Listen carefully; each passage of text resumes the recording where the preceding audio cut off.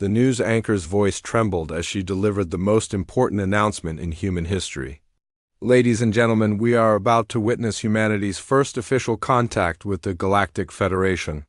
Our diplomatic mission has reached the neutral station Omega 7, where Ambassador David Reed will formally request Earth's membership in the galactic community. Across Earth, billions of people stopped what they were doing. Children gathered around classroom screens, families huddled in living rooms, and workers crowded around office televisions. The grainy transmission from deep space showed a massive space station floating against the star-filled void. It looked like a metallic flower with countless petals, each one housing different alien species. Ambassador Reed appeared on screen, his gray hair neatly combed and his diplomatic uniform pressed to perfection. Behind him stood 50,000 of Earth's finest minds, scientists, engineers, artists, teachers, and diplomats. They have volunteered for this historic mission, knowing they might never return home. The space station had been converted into a temporary embassy, with living quarters, laboratories, and meeting halls where humans could interact with alien species for the first time. "People of Earth," Reed began, his voice carrying across the void to his home planet, "we stand at the threshold of a new age. Today, we join the galactic community as equals, ready to share our knowledge and learn from civilizations that have existed for millions of years." The camera panned across the main assembly hall where representatives from dozens of alien species had gathered. The Corvan delegation sat in the front row, their reptilian features hidden behind elaborate ceremonial masks. Their leader, War Marshal Grix, was a towering figure whose scarred hide spoke of countless battles. The Threnody Republic's representatives glowed with soft blue light, their crystalline bodies refracting the station's illumination into rainbow patterns. The mysterious Voidborn collective remained hidden in shadow, their forms barely visible. Even to the advanced cameras. Dr. Lisa Shun, Earth's chief xenobiologist, provided commentary for the viewing audience. "What we're seeing here represents the culmination of centuries of human dreams. These beings have mastered faster-than-light travel, energy manipulation, and technologies we can barely comprehend. They've agreed to consider our application for membership based on our recent achievements in quantum physics and our unique artistic expressions." The ceremony began with traditional galactic protocols. Each species presented their credentials and spoke of their achievements. The Corvan boasted of their military conquests, having subjugated 17 different star systems. The Threnody displayed their technological marvels, including the ability to manipulate matter at the molecular level. The Voidborn remained silent, their presence alone apparently sufficient to demonstrate their power. When Reed approached the ceremonial podium, a hush fell over the assembly. He carried with him a small device containing samples of human art, music, literature, and scientific discoveries. "Distinguished beings of the galaxy," he began, "humanity offers not conquest or technological supremacy, but something perhaps more valuable: our diversity, our creativity, and our unwavering hope for a better future." The alien delegates listened with what appeared to be polite interest. Some nodded approvingly, others remained motionless. Reed continued his presentation, explaining humanity's journey from primitive cave dwellers to spacefaring civilization. In just a few thousand years, he spoke of human achievements in medicine, philosophy, and the arts. Then War Marshal Grix stood up. His movement was sudden and aggressive, causing other delegates to shift uncomfortably in their seats. The Corvan leader's voice was deep and harsh, translated by the station systems into dozens of languages simultaneously. "Primitives," Grix snarled, his contempt evident even through the translation. "You dare to stand before your betters and request equality? You have existed for mere moments compared to our ancient civilizations. You have conquered only one insignificant planet while we rule star systems. You are insects pretending to be gods." Reed maintained his composure, though tension was visible in his shoulders. "War Marshal Grix, we come in peace and friendship. We ask only for the opportunity to prove ourselves worthy of galactic citizenship." "Worthy?" Grix's laugh was a harsh bark. "You will never be worthy. You are a plague that will spread through the galaxy if left unchecked. Your species breeds like vermin and consumes resources without thought. You fight constant wars among yourselves and poison your own world. The other alien delegates began to murmur among themselves. Some appeared uncomfortable with Grix's hostility, while others nodded in agreement. The Threnody representative, Ambassador Vel, attempted to intervene. Perhaps we should consider the humans' potential rather than their current limitations? Grix turned his burning gaze upon the crystalline being. Potential? They are beyond redemption. Their very existence is an insult to civilized beings everywhere. Back on Earth, the mood in living rooms and public spaces grew tense. People watched in horror as the ceremony devolved into an argument. Children asked their parents why the alien was so angry. World leaders gathered in emergency sessions, unsure how to respond to this unprecedented diplomatic crisis. Reed tried once more to salvage the situation. We understand your concerns, War Marshal. Perhaps we could demonstrate our commitment to peace through a trial membership, with restricted access to galactic territories until we prove ourselves. There will be no trial, Grix declared. There will be no membership. There will be no coexistence. The War Marshal raised his hand, and suddenly the assembly hall filled with armed Corvan soldiers. They moved with military precision, surrounding the human delegation before anyone could react. The other alien species quickly retreated to safe distances, abandoning the humans to their fate. You want to see what happens to primitives who overreach? Grix's voice boomed through the hall. I will show the galaxy what becomes of those who dare to think themselves our equals. The massacre began without warning. Corvan energy weapons fired in coordinated volleys, cutting down human diplomats and scientists where they stood. The live broadcast continued, transmitting the horror directly to Earth. Billions of people watched in stunned silence as their best and brightest were systematically executed. Reed's final transmission was broadcast as he lay dying, his diplomatic uniform stained with blood. People of Earth, he whispered, his voice barely audible above the sounds of slaughter. Remember us. Remember what they did to us. Make them pay. The transmission cut to static, leaving humanity alone with their grief and rage. The streets of every major city on Earth erupted in chaos as news of the massacre spread. In New York, thousands of protesters gathered in Times Square, their angry chants echoing off the towering buildings. In London, crowds marched on Parliament, demanding immediate military action.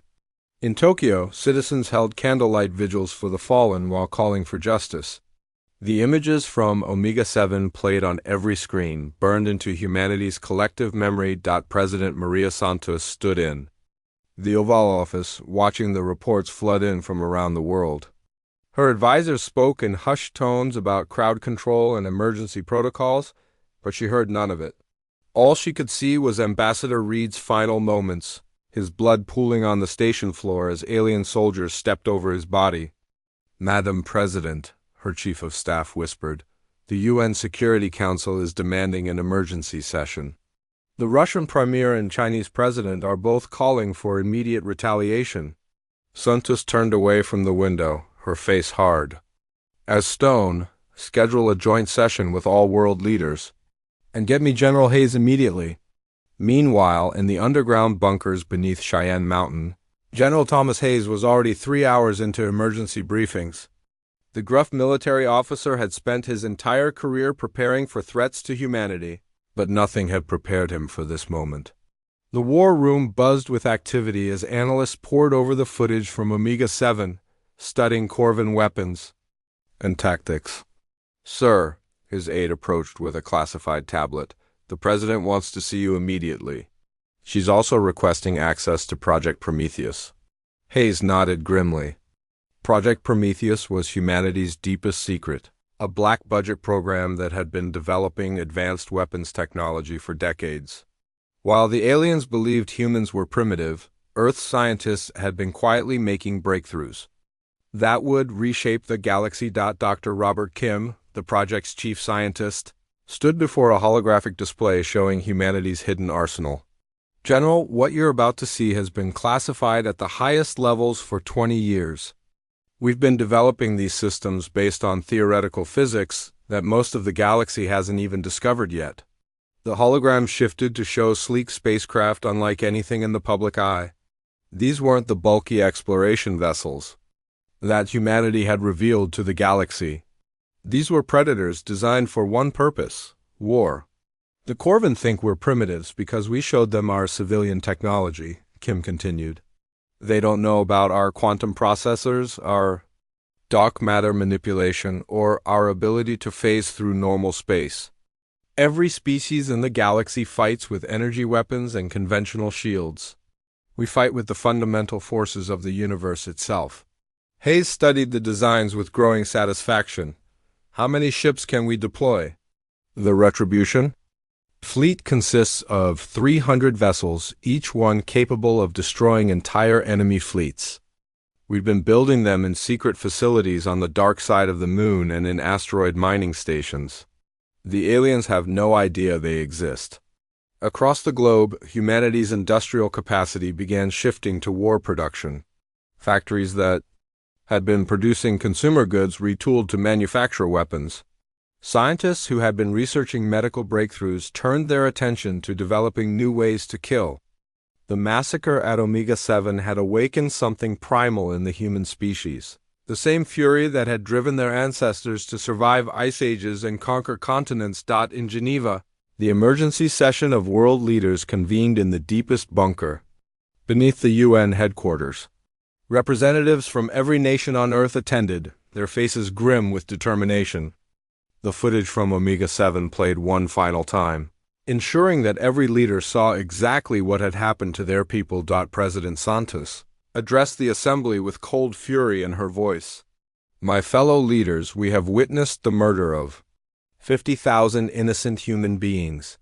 The Galactic Federation has dismissed this as an internal dispute and refuses to take action. The message is clear: we are alone in this universe and we must defend ourselves. The Russian premier leaned forward. What do you propose, Madam President? We cannot match their technology. Santos smiled, but there was no warmth in it. That's where you're wrong. General Hayes, please brief our colleagues on humanity's true capabilities. Hayes activated a holographic projector that filled the room with images of the secret fleet.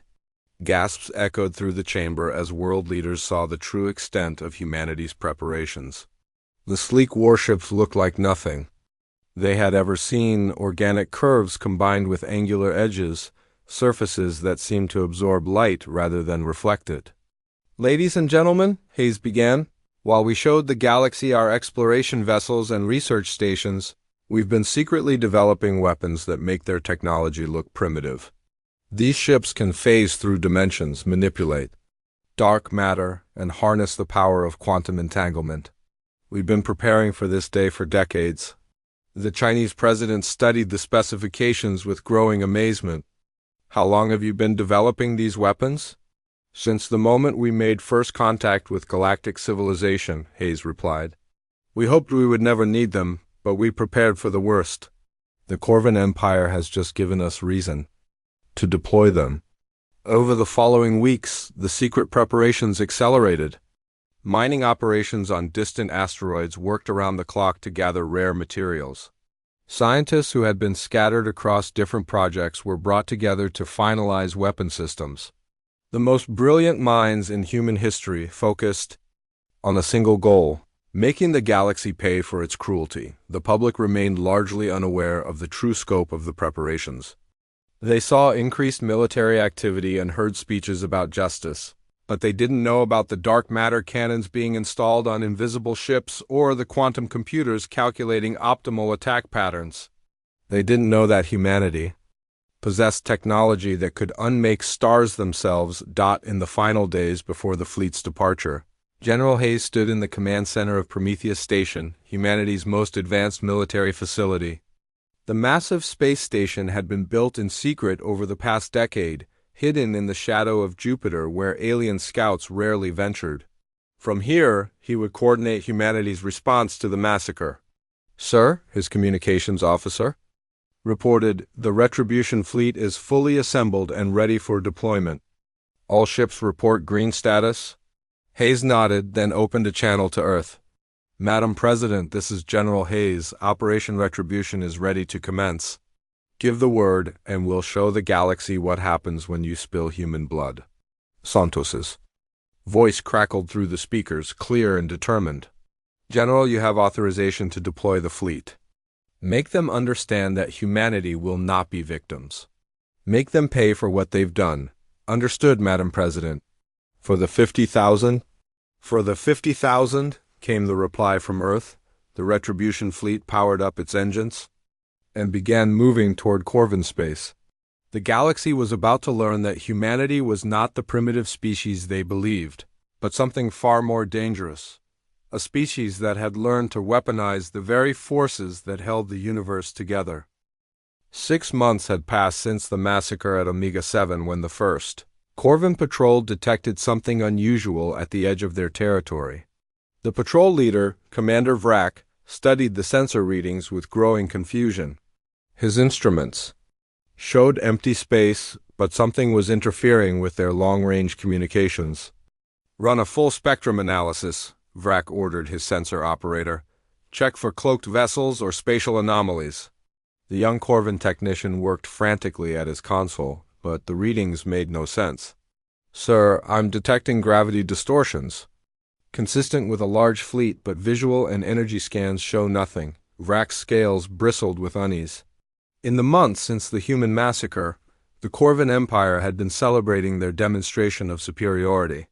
War Marshal Grix had been promoted to Supreme Commander, and recruitment numbers had soared as young Corvin sought to join the victorious military. The idea that the primitive humans might retaliate was considered laughable. Maintain course and continue scanning, Vrak commanded. Probably just solar interference from the nearby star system. Then space itself seemed to tear open in front of them. The Retribution fleet materialized from quantum phase space like ghosts becoming solid. 300 human vessels appeared in perfect formation, their dark hulls seeming to absorb the light of distant stars. They moved with an eerie silence, no engine flares or energy signatures visible to Corvin sensors. By the ancient gods, the sensor operator whispered, what are those things? The human ships bore no resemblance to the crude exploration vessels the Corvin had seen at Omega 7. These were predators, sleek and deadly with weapon systems that defied Corvin understanding. Their hulls seemed to shift and flow like liquid metal, and energy readings spiked in patterns that shouldn't have been possible. Captain Rose Mitchell stood in the command center of the UES Vengeance, the flagship of humanity's war fleet. Unlike the sterile bridge of a traditional spacecraft, this was a fusion of organic curves and crystalline interfaces. The ship itself was partially alive. Its quantum processors merged with biological neural networks to create something that was both machine and organism. Contact established with Corvin Patrol Fleet, reported her tactical officer. 12 vessels, standard configuration. They're trying to hail us. Mitchell's expression was carved from ice. She had lost her younger brother in the massacre, a promising young diplomat who had believed in peaceful coexistence. Now she carried the hopes and fury of an entire species.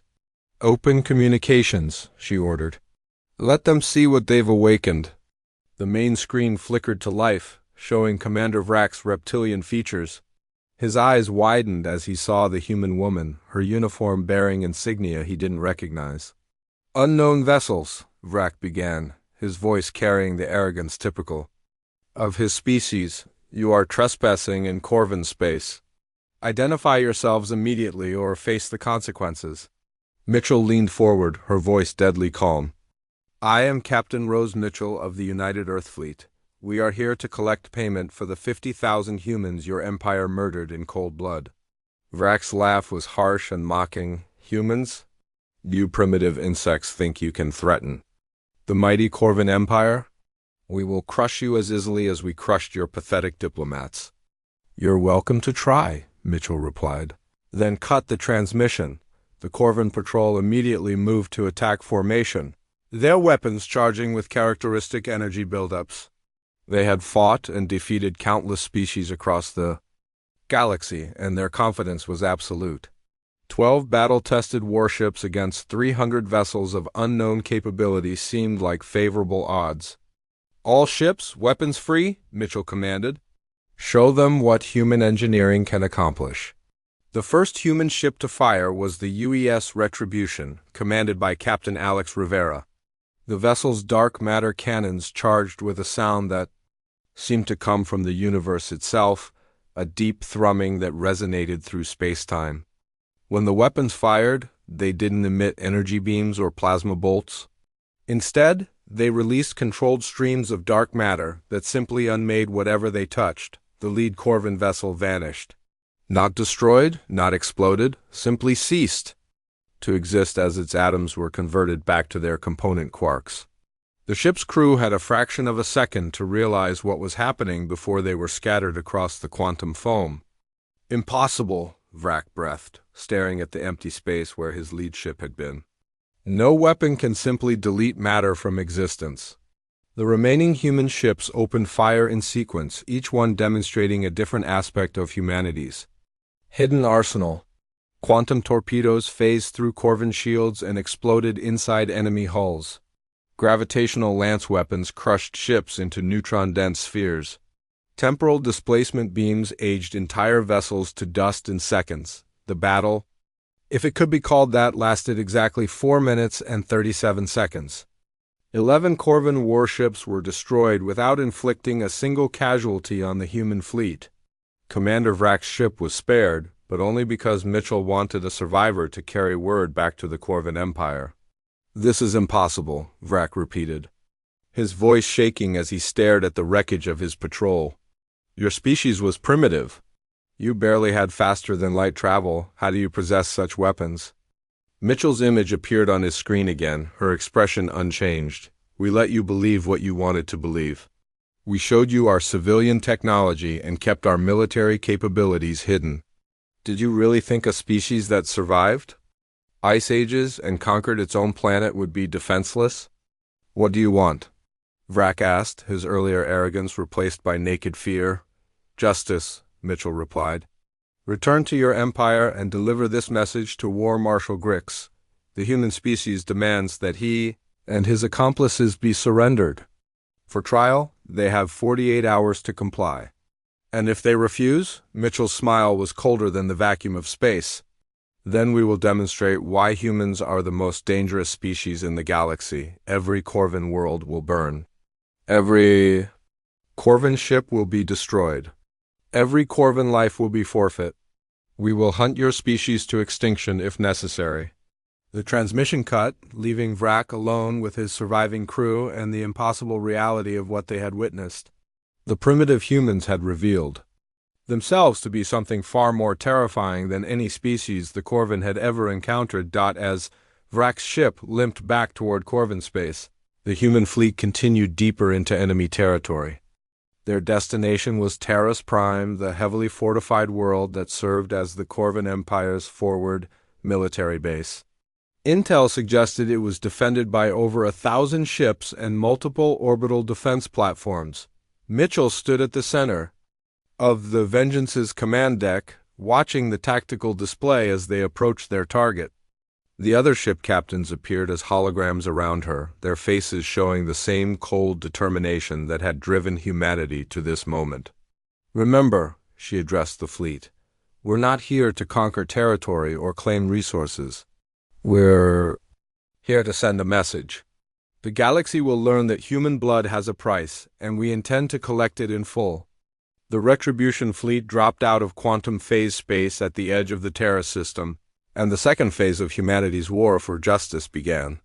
The Corvin Empire was about to learn that their victims were not the helpless primitives they had believed, but apex predators who had finally decided to bare their fangs.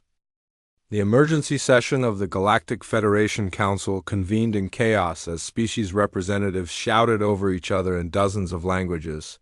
The great chamber on the neutral world of Axiom had never seen such disorder.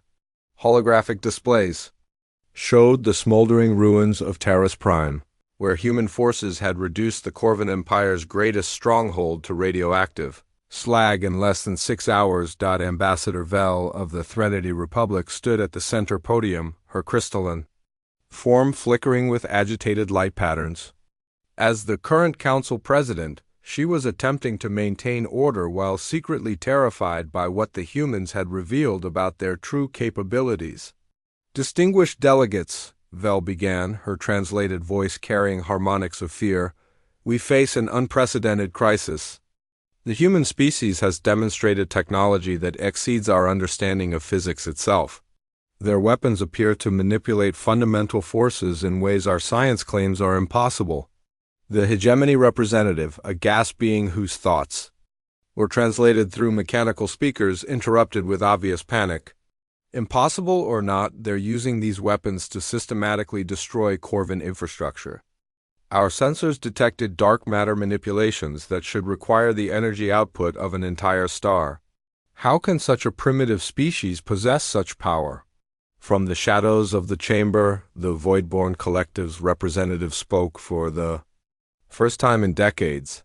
Their voice was a whisper that seemed to come from everywhere and nowhere. Perhaps they were never primitive.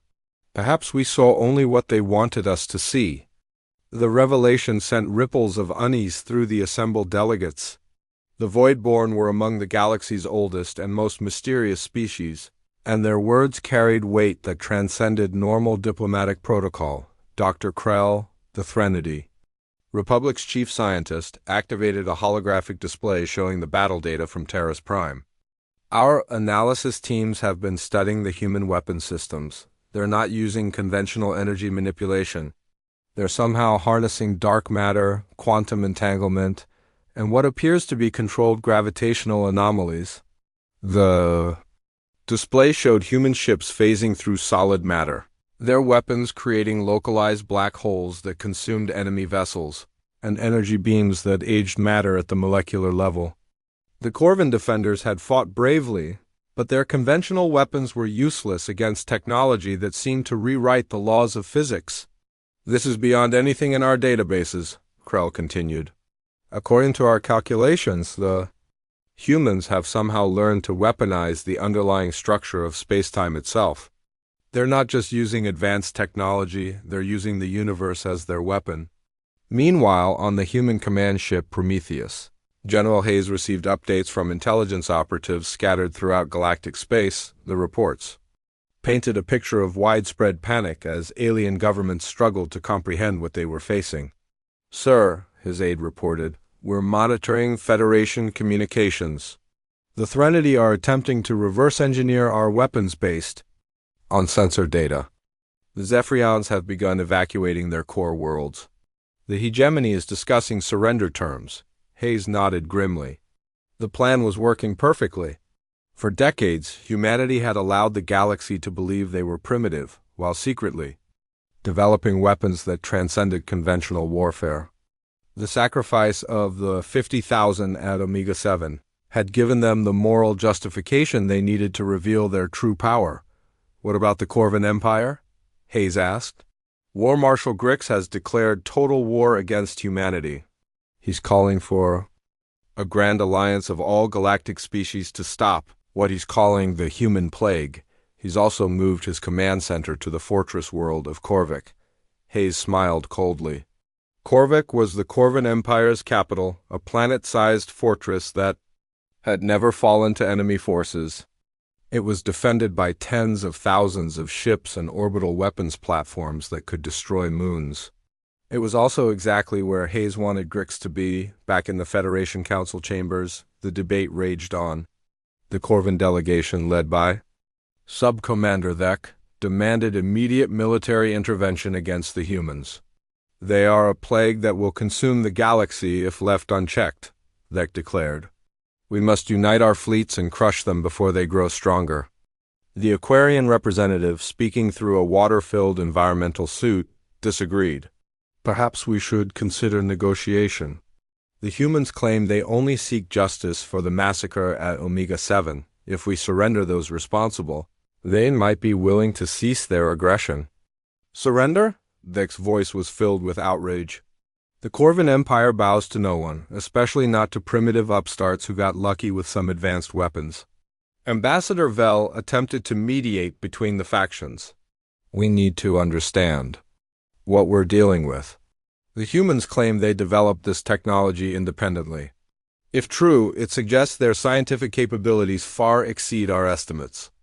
The Stellar Confederation's representative, a hive mind entity that spoke through multiple drones, provided additional analysis. Our observations suggest the humans have been concealing their true development level for decades. Their civilian technology appears deliberately primitive, while their military capabilities represent a quantum leap beyond anything in our databases. The debate was interrupted by an emergency transmission from the Corvan Empire. War Marshal Grix appeared. On the main screen, his scarred reptilian features twisted with rage. Behind him, military advisors moved frantically between control stations as alarms blared in the background. "Members of the Federation," Grix began, his voice harsh with fury. "The human fleet is 3 hours from our capital world. They have already destroyed our outer defenses and are continuing toward Korvek. I hereby invoke Article 7 of the Galactic Charter and request immediate military assistance." Article 7 was the mutual defense clause that required all Federation members to assist each other against external threats. It had been invoked only 3 times in galactic history, always against extra-dimensional invaders or cosmic phenomena. The chamber erupted in arguments as delegates debated whether the humans qualified as an external threat. Some argued that Earth was not a Federation member and therefore represented outside aggression. Others pointed out that the humans had only responded to Corvan aggression and were seeking legitimate justice. Ambassador Vel called for order. "We cannot make this decision hastily. The humans have demonstrated weapons that could threaten every species in the galaxy. We need to consider our response carefully." The Voidborn representative spoke again, their whispered words silencing all other conversation. "The humans have shown restraint thus far. They have targeted only Corvan military assets and avoided civilian casualties. This suggests they are not the mindless destroyers the Corvan claim them to be." "Restraint?" Grix's voice cracked with disbelief. "They've destroyed 17 of our star systems. They've killed millions of our people. How is that restraint?" "Because," the Voidborn replied, "with weapons like theirs, they could have destroyed your entire species in days. Instead, they're methodically dismantling your military infrastructure while giving you opportunities to surrender. They're not acting like conquerors, they're acting like judges." The truth of those words hung heavy in the chamber. The humans weren't trying to expand their territory or claim resources. They were systematically destroying Corvan military capacity while demanding the surrender of specific individuals. It was the behavior of a species seeking justice, not conquest. Subcommander Thek made one final desperate plea. "Whatever their intentions, they possess weapons that threaten the balance of power in the galaxy. If we don't stop them now, they will dominate us all." The vote was close, but the majority of Federation species chose neutrality. They would not intervene in the conflict between humans and Corvan, but they also wouldn't recognize human authority over galactic affairs. As the session ended, Ambassador Vel sent a private message to General Hayes. "The Federation will not interfere with your pursuit of justice, but we cannot allow the balance of galactic power to be destroyed. Please consider the consequences of your actions." Hayes's response was swift and uncompromising. The galaxy had its chance to deliver justice through peaceful means. You chose to ignore the murder of 50,000 innocent humans. Now you'll witness what happens when humanity delivers justice ourselves. The final phase of the war was about to begin, and the galaxy could only watch in terrified fascination as humanity prepared to assault the most heavily defended world in Corvan space. The fortress world of Korvek had never looked more imposing than it did when the human fleet arrived at the edge of the system. The planet itself was a monument to Corvan military might, its surface covered in massive defense installations and orbital weapons platforms that could destroy entire fleets. 10,000 ships from across the galaxy had gathered here, representing the desperate alliance that War Marshal Grix had assembled to stop the human advance, Commander Roth of the Stellar Confederation stared at his tactical display in growing unease. I count only 300 human vessels approaching our position. Either they're incredibly arrogant, or they know something we don't. The joint fleet was an impressive sight, representing dozens of species who had set aside their differences to face the human threat. Corvin battleships flew alongside Threnody research vessels hastily converted to combat roles. Hegemony dreadnoughts coordinated with Zephyrian strike fighters, while Aquarian defensive spheres provided mobile cover for the lighter ships. War-Marshal Grix commanded the defense from his flagship, the Eternal Domination, a vessel the size of a small moon. His bridge crew worked frantically to coordinate the massive defensive fleet, but even Grix felt a cold dread as he watched the human ships approach with their characteristic eerie silence. All ships maintain formation, Grix commanded. We outnumber them 30-1. Today we prove that quantity has a quality all its own. Captain Mitchell stood in the command center of the Vengeance, studying the enemy formation with professional interest. The aliens had learned from their previous encounters and positioned their fleets to maximize overlapping fire zones. It was a textbook defensive strategy that would have been devastatingly effective against any conventional force. Enemy fleet is in position, her tactical officer reported. They're broadcasting surrender demands on all frequencies.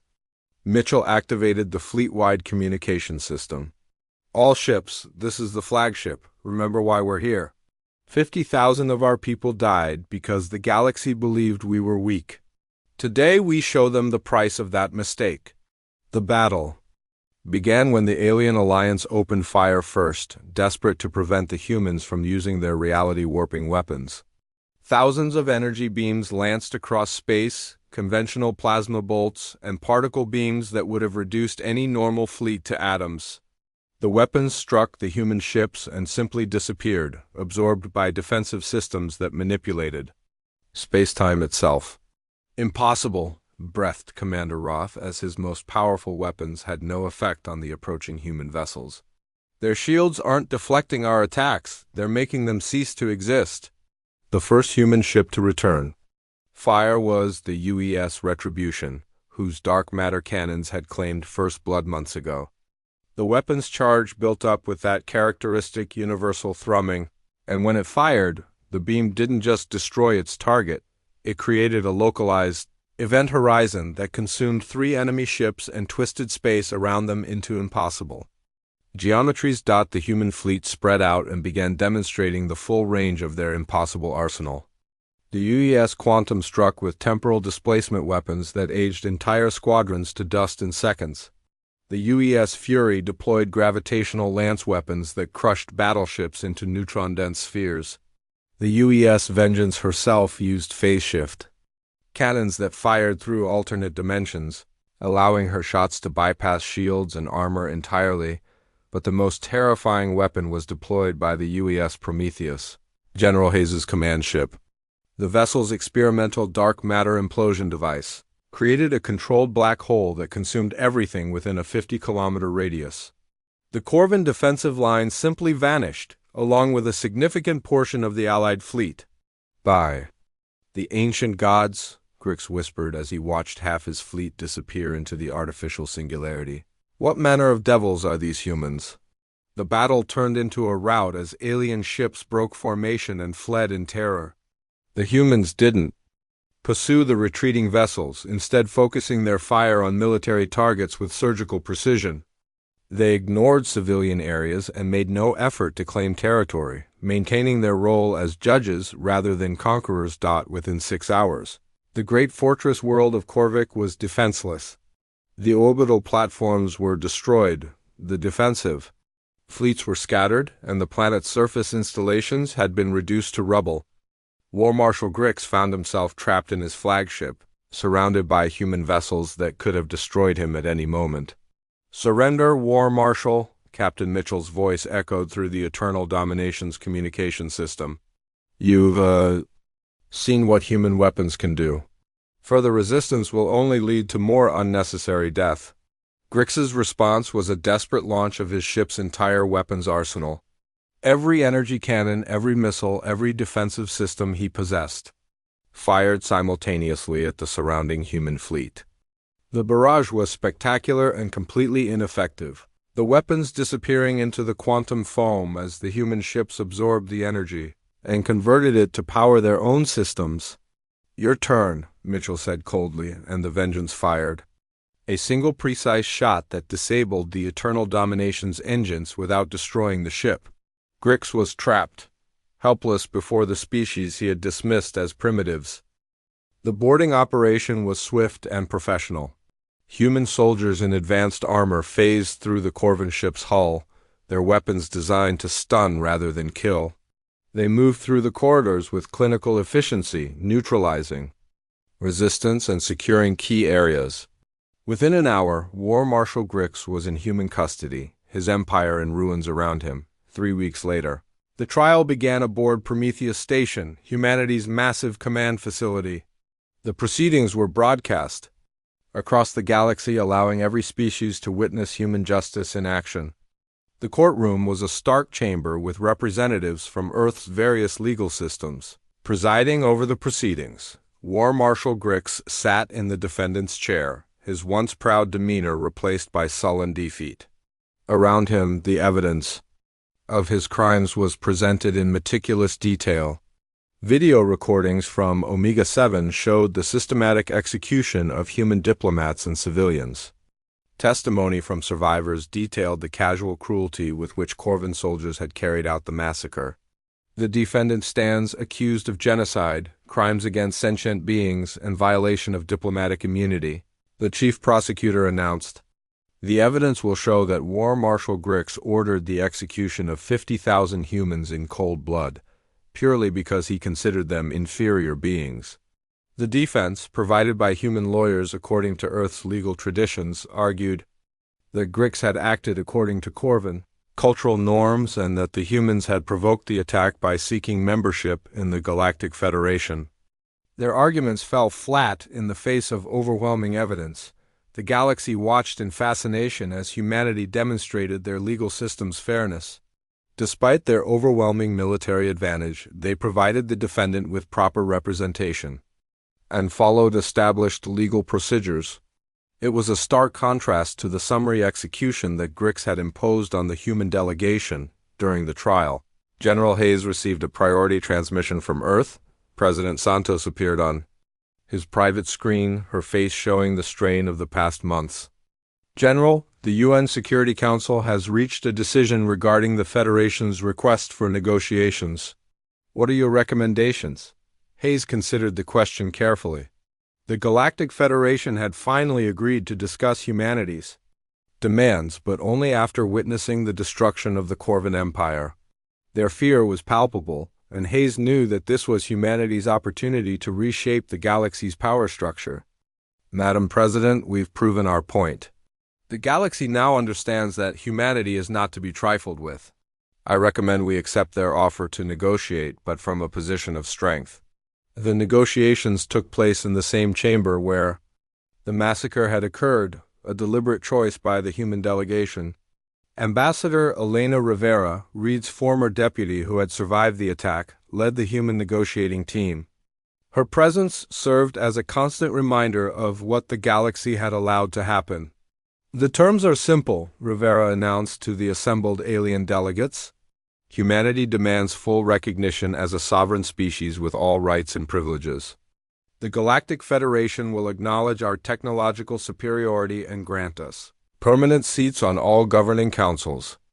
Any species that threatens human civilians will face the full weight of our military response." The alien representatives shifted uncomfortably.